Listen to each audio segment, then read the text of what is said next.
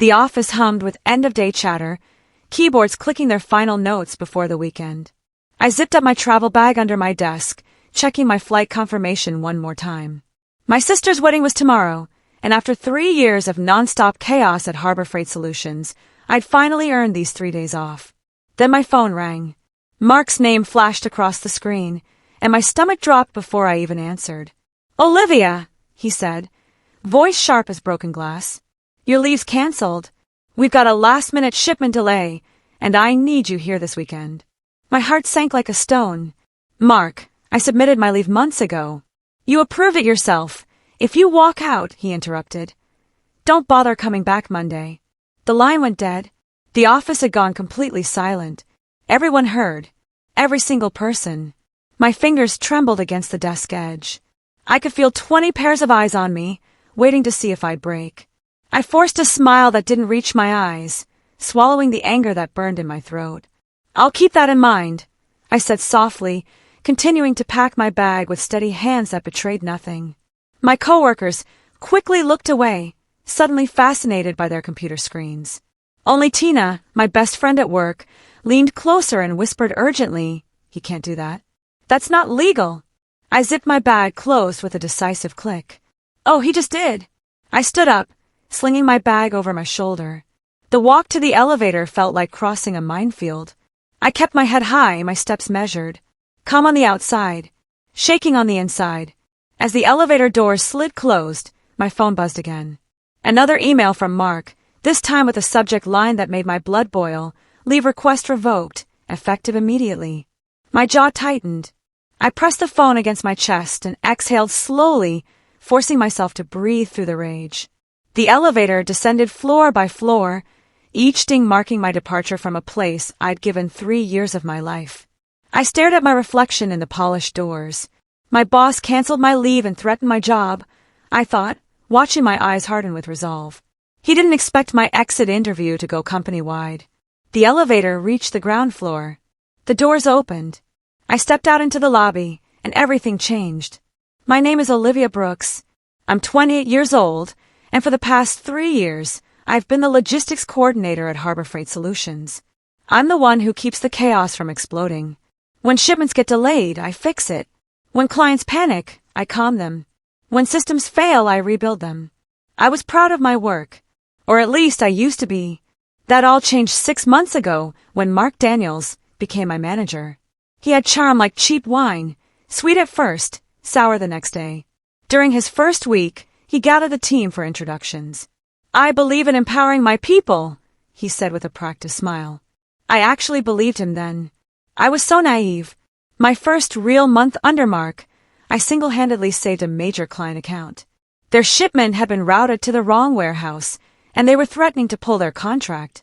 I spent 16 hours straight coordinating between 3 facilities, redirecting trucks, and personally delivering the cargo myself. The client was thrilled. Mark took full credit in the next management meeting. When I mentioned it to him privately afterward, he leaned back in his chair and smirked. "You'll get your chance someday, Olivia.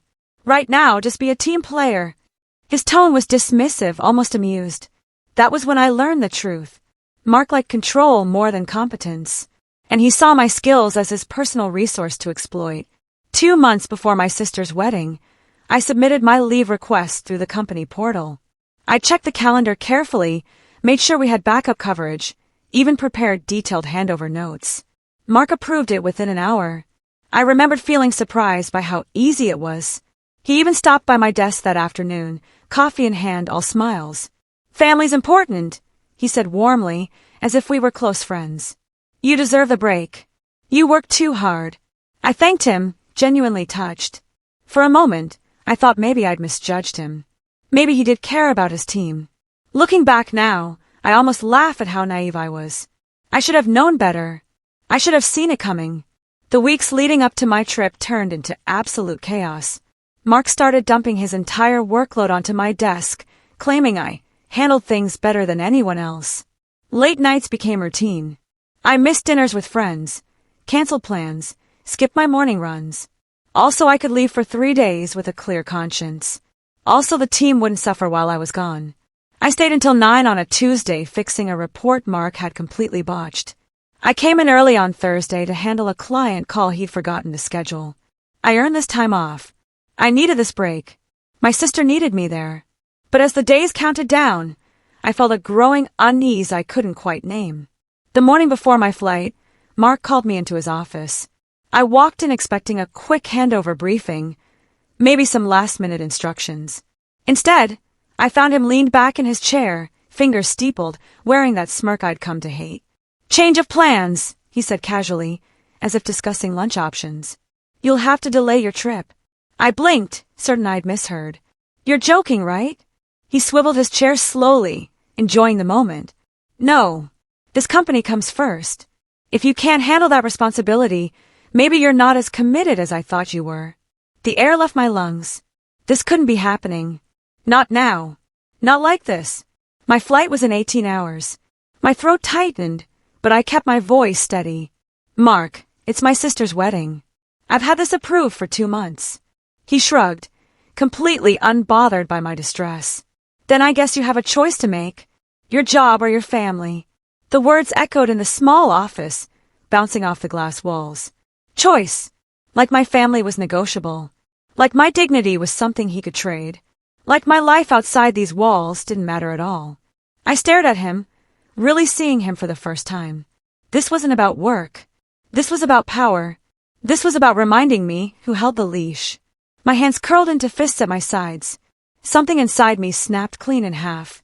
I didn't yell. I didn't cry. I didn't give him the satisfaction of seeing me break. Instead, I walked calmly back to my desk, opened my drawer, and pulled out my laptop. I unplugged my charger, gathered my personal coffee mug, and placed my security badge in the center of my desk. The office watched in stunned silence.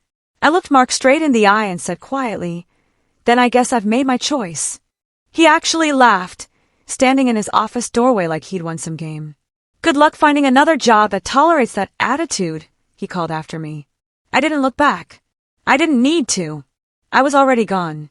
I made it to the airport just in time, my heart still pounding from adrenaline. The security line felt surreal, like I was moving through a dream. On the plane, my hands shook as I buckled my seatbelt, replaying his words over and over. The rage I'd suppressed in the office finally surfaced, hot and sharp. But underneath the anger, something else grew. Something harder. Something focused. I pulled out my phone and scrolled through my email, finding a draft I'd written weeks ago but never sent. A resignation letter. I composed it after a particularly bad day, thinking I'd never actually use it. My finger hovered over the delete button. Then I saved it instead. I wasn't done with Harbor Freight Solutions. Not yet. My sister's wedding was beautiful. The ceremony, the music, her smile, the laughter echoing through the reception hall. At first, it all felt distant, like I was watching through foggy glass. Mark's voice kept playing in my head, poisoning the moment. But then my sister hugged me, tears in her eyes, and whispered, "Thank you for being here." Something released in my chest.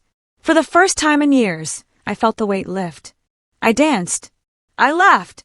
I celebrated without checking my phone every 5 minutes. And somewhere between the cake cutting and the final dance, I made a decision. I wasn't going back to Harbor Freight. Not to beg. Not to apologize. Not quietly. If I returned, it would be on my terms. During the reception, my phone buzzed with an unknown number. I almost ignored it, but something made me step outside into the cool evening air. "Olivia Brooks," a professional voice asked. "This is Amy Chen from Meridian Logistics. We interviewed you 3 weeks ago." My heart skipped. I'd almost forgotten about that interview. It had seemed like a long shot at the time. "We'd like to extend an offer for the senior coordinator position," she continued. "Better compensation package, full benefits, and a team that actually values work-life balance." I felt tears prick my eyes. "Can you start in 2 weeks?" she asked. I smiled for the first time in days. "Absolutely." When I hung up, I stood there staring at the stars, feeling something I hadn't felt in months. Hope. Monday morning, I walked back into Harbor Freight Solutions like I'd never left. The security guard looked confused when I signed in, but he waved me through. The elevator ride up felt different now. I wasn't nervous. I wasn't afraid. I knew exactly what I was doing. When I stepped onto our floor, conversations stopped mid-sentence. Mark appeared from his office, coffee in hand, looking genuinely shocked to see me. "I thought I told you not to bother coming back," he said loudly, making sure everyone heard. I smiled calmly, setting my bag down at my old desk. "You did. I'm just here to schedule my exit interview with HR." His face went red. "Exit interview?" I nodded. "Standard procedure. I assume you want everything documented properly." I spent the morning doing something I should have done months ago. I documented everything. Every manipulative email where Mark took credit for my work. Every instance where he blamed me for his mistakes. Every false report he'd submitted to upper management, inflating his performance numbers with my results. I printed each email, dated them carefully, and organized them into a neat folder. I pulled chat logs, client communications, and project timelines. I cross-referenced everything, building an airtight case. I wasn't angry anymore. That hot, reactive rage had cooled into something more dangerous. Focus, clarity, purpose. By lunchtime, I had a file 2 inches thick, and I was completely calm. This wasn't revenge. This was justice. There's a difference.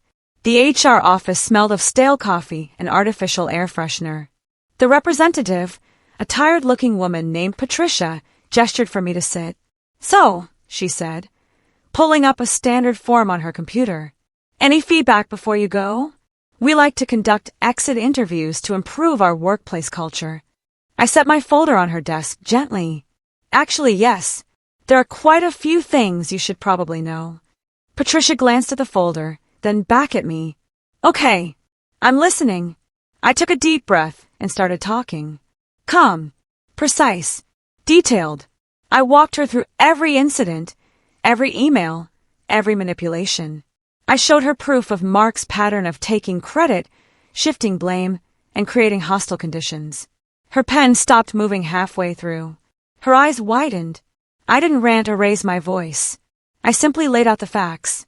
How Mark had fabricated shipment delays to make himself look like a problem solver. How he'd approved my leave request and then revoked it purely out of spite, with no actual business need. How he'd manipulated client data to inflate his own performance metrics while burying mine. Every accusation came with documentation. Emails, timestamps, client complaints that had been ignored. I even had a recording of the phone call where he threatened my job. Patricia's face went pale. "Can we get copies of all this?" she asked quietly. I slid the folder across her desk. "That's yours to keep. I have backups." She swallowed hard. "Thank you for being so thorough." I stood, just doing my job. One last time. I left the HR office feeling lighter than I had in months. My phone buzzed as I walked to my car. An email from Patricia thanking me for the incredibly thorough and professional feedback regarding my experience. I smiled, started my car. Then my phone exploded with notifications. Messages from coworkers I hadn't talked to in weeks. Tina called me immediately, her voice frantic. "Olivia, did you see what just happened?" My stomach dropped. "What?" "HR just sent your entire exit interview to the whole company. Every word, every document. Everyone has it." I pulled over, hands shaking. "What?" Tina laughed, a shocked, disbelieving sound. Patricia meant to forward it to the HR team. She accidentally hit all company instead. "Olivia, you just started a firestorm." My phone didn't stop, buzzing for the next hour. Messages flooded in from coworkers, some I barely knew. "Did you see what went out?" "Olivia, this is insane." "Mark is losing his mind right now." Screenshots started appearing in my messages. The company Slack channel had exploded. People were sharing quotes from my exit interview, highlighting the most damning parts. Mark's name was trending in the internal channels like a curse word. Someone had created a thread titled, "Things We All Knew But Were Too Afraid to Say." The floodgates had opened. Other employees started sharing their own stories about Mark. Patterns emerged. I wasn't his only victim. I was just the first one brave enough to document it all. And now everyone knew the truth. My phone rang. Mark's number. I almost didn't answer, but curiosity won. "Hello." His voice dripped with barely controlled fury. "Do you have any idea what you've done?" I stayed perfectly calm. "Yes." I told the truth. He was breathing hard, almost panting. "You've destroyed my reputation. You've made me look like... Like what, Mark? I interrupted. Like someone who manipulates his team, takes credit for their work, threatens their jobs when they try to have a life. Silence. Then, quietly, venomously, "You'll regret this, Olivia." I smiled, even though he couldn't see it. "No, Mark," I said softly. "You will." I hung up. My hands were steady. My conscience was clear. I'd done nothing wrong. I'd simply told the truth. And the truth was burning his world down. By Friday, Harbor Freight's executive team had launched a full internal audit. I heard about it through Tina, who was still feeding me updates. Apparently, once my exit interview went viral internally, other departments started asking questions. Clients began calling too, complaining about missing shipments and falsified delivery reports, all tied back to Mark's team. His carefully constructed facade of team loyalty and strong leadership collapsed overnight. The same executives who'd praised him at quarterly meetings were now demanding answers. How had this gone unnoticed? Why weren't there proper oversight systems? Mark had built his success on other people's work, and now the foundation was crumbling. Upper management couldn't ignore it anymore. Too many people knew. Too much evidence existed. The investigation was inevitable. Mark was pulled into HR for formal questioning on Monday morning. I wasn't there to see it, but Tina described everything in vivid detail. He'd arrived in a suit, trying to project confidence, but the glass conference room told a different story. Coworkers gathered nearby, pretending to work while watching the drama unfold.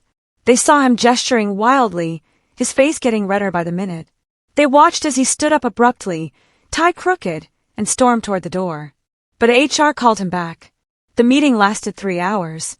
When he finally emerged, his swagger was completely gone. He looked like a man who just realized the floor had disappeared beneath his feet. He grabbed his coat and left without speaking to anyone. For the first time in 6 months, he wasn't laughing. He wasn't smirking.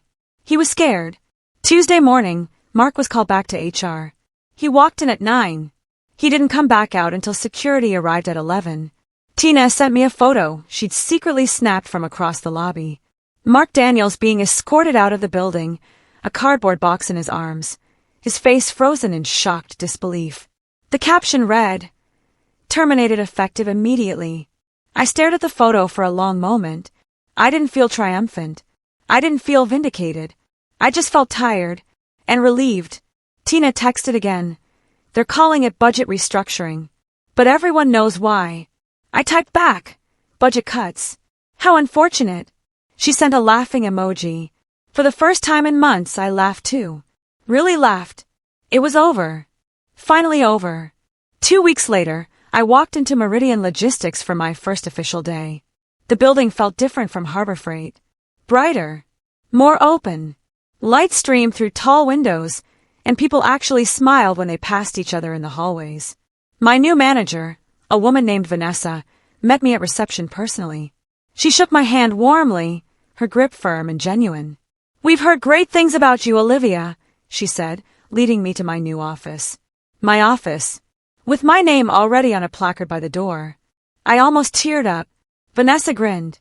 "Though I have to admit, some of us might have read your exit interview from your last company. It went a bit viral in industry circles." I felt my cheeks flush. She laughed kindly. "Don't worry. Around here, we appreciate people who stand up for themselves." Now I sit at my desk, watching a plane cut across the bright afternoon sky outside my window. My calendar is full but manageable. My team respects me. My manager listens to me. And when I request time off, it gets approved without threats or games. Sometimes I think about Mark, about that phone call, about his smirk when he thought he backed me into a corner. He thought canceling my leave would prove his power, would remind me of my place. All it proved was how small he really was, how fragile his authority had always been. I leaned back in my chair, truly at peace for the first time in years. When someone threatens your job, I've learned, remember this, you're the one keeping their world together. And when you walk away, they'll finally realize just how much they needed you. I smile. The truth always wins. Sometimes it just needs a little help going company-wide.